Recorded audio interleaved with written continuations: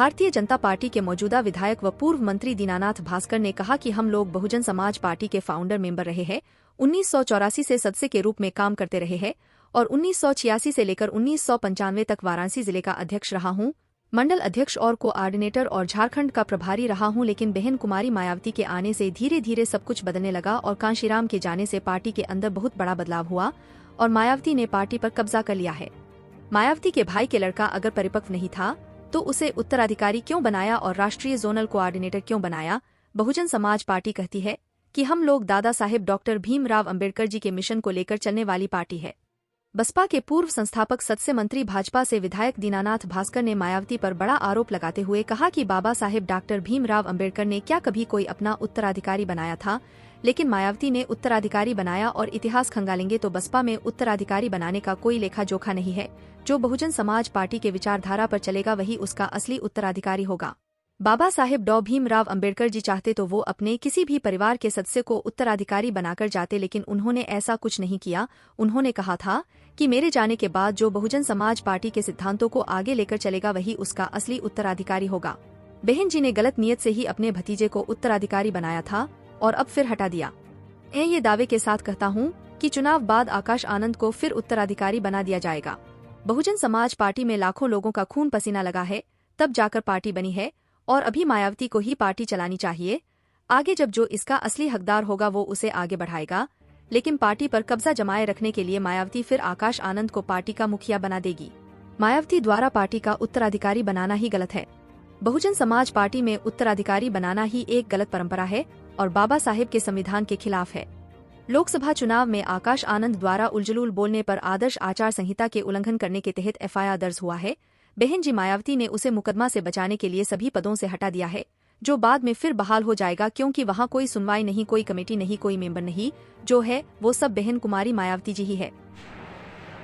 जी क्या कहेंगे कि मायावती जी ने जो है अपने भतीजे आकाश आनंद को अपने पदों से हटा दिया है और कह रहे हैं कि वो परिपक्व नहीं है, तो लोग क्या कहना चाहेंगे इस पे आप? देखिए, हम लोग बहुजन समाज पार्टी के फाउंडर मेंबर रहे हैं और 84 से बहुजन समाज पार्टी का एक सदस्य के रूप में मैं काम करता रहा हूँ और 1986 से लेकर के और 1995 तक मैं बहुजन समाज पार्टी का जिले का अध्यक्ष रहा हूँ, बनारस जिले का अध्यक्ष रहा हूँ।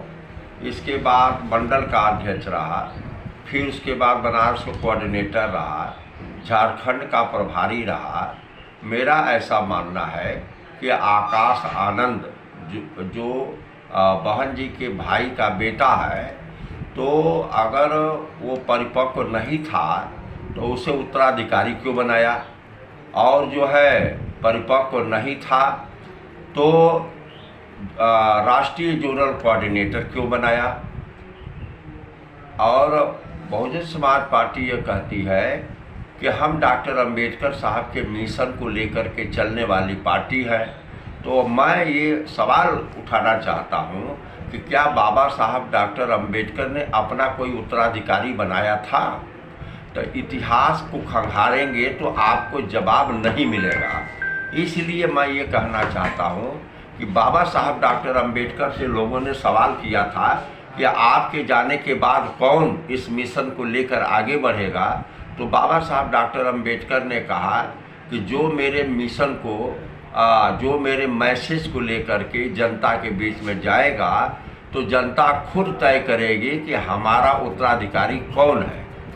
तो बाबा साहब ने तो अपने से किसी को नामित नहीं किया था, ना अपने बेटे को, ना अपने पोते को, और ना अपने परिवार के किसी आदमी को जिम्मेवारी सौंपा या उत्तराधिकारी सौंपा। तो बहन जी को उत्तराधिकारी बनाने की क्या ज़रूरत थी? इसलिए उत्तराधिकारी ही बनाना गलत है। पार्टी में लाखों करोड़ों लोगों का खून पसीना बहा है और लगा है, तो बहन जी जब तक है उन्हें चलाना चाहिए, अपना उत्तराधिकारी नामित नहीं करना चाहिए। उत्तराधिकारी नामित करना ही गलत प्रक्रिया है, बाबा साहब के संदेश के खिलाफ है और वह परिपक्व नहीं था तो बहन जी को जिम्मेवारी नहीं देना चाहिए था। सही बात तो यह है कि उसके ऊपर अलूल जलूल बोलने के कारण मुकदमा कायम हुआ, आचार संहिता का उल्लंघन करने पर मुकदमा कायम हुआ। बहन जी ने उसको मुकदमा से बचाने के लिए पद से हटाया है। 4 महीना बाद पुनः उसी को जिम्मेवारी सौंप देंगी।